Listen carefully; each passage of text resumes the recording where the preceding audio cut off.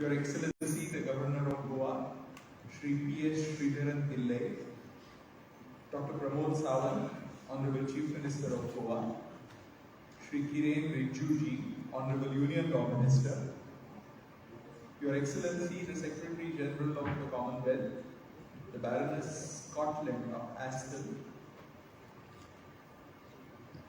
Dr. Peter Maynard, the President of CLA, Madhvi Diwanji, Additional Solicitor General, the immediate past President, Mr.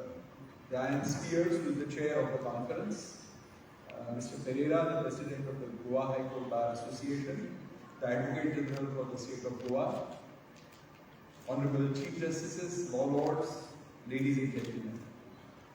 I am proud and honored to welcome you to our beautiful heritage state of Goa. The Acting Chief Justice of the Bombay High Court also sends his warm greetings through me to all of you. Welcome. The word wealth in Commonwealth has never been taken literally. Wealth is not material wealth. The term Commonwealth means common heritage, shared values, and a joint commitment to achieve the well-being of our people. It is not our diversities, but the aim of achieving a common well-being that defines us as a people. Recently, the Prime Minister Narendra Modi ji, while assuming the presidency of G20, unveiled the theme of one earth, one family, and one future. This is the future that beckons us all. Today's assemblage of some of the most significant members from our legislature, executive, and judiciary affirms India's commitment to inclusive societies, good governance, the rule of law, accountable institutions, a vibrant civil society, and upholding of the human rights. Though Indian Constitution may have adopted Montesquieu's principle of separation of powers, there is no doubt that all three pillars of democracy are committed to achieving a common well-being of the people.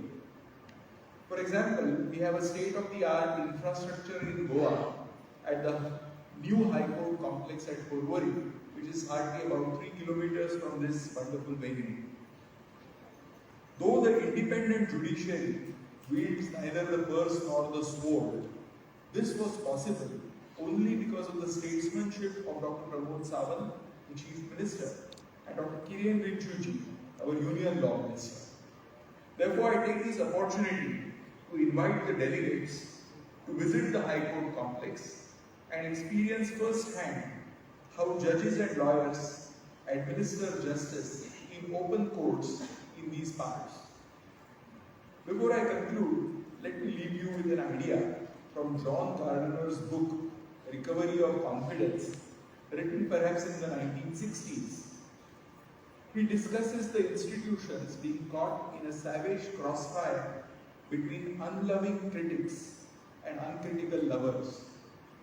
On the one hand, these unloving critics see no good in the current state of affairs and will do everything they can to criticize and tear it down. But on the other hand, some uncritical lovers hold on desperately to the status quo. These people go to any extent to resist change. John Gardner suggests that we must become loving critics, which means that we must be open to the winds of change and enhance them, embrace them, just as we hold on to what is fundamentally important. This requires debate and perhaps serious deliberations. It is sometimes better to debate an issue without immediately settling it, rather than settle it without debating it. From the deliberations to follow, if this conference succeeds in producing even a handful of loving critics, I think the CLA would have achieved much in fortifying the cause of upholding the rule of law. So once again, I welcome you to this mega event and thank you very much for this privilege. Thank you very much.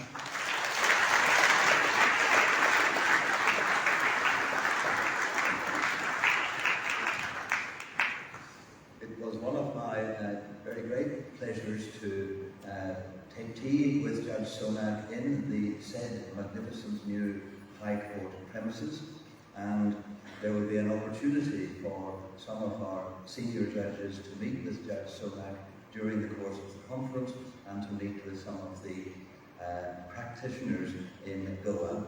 And I always think it's, maybe this is a reflection on me, but it's nice to see the court set up in other jurisdictions, and maybe in my post-presidential life I'll start legal tourism and trips around the high courts of the Commonwealth countries. But that's a very gracious invitation, and thank you for that. We in the Commonwealth Lawyers Association are delighted once again that the Secretary General of the Commonwealth, Baroness Patricia Scotland KC, is with us. She is a great friend of our association, and we very much value our association with her.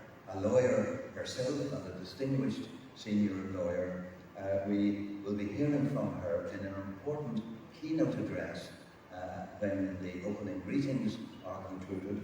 But for now, on behalf of the 56 member countries of the Commonwealth, can I ask you, Excellency, to bring a greeting on behalf of the Commonwealth to the delegates. Thank you. The Secretary General of the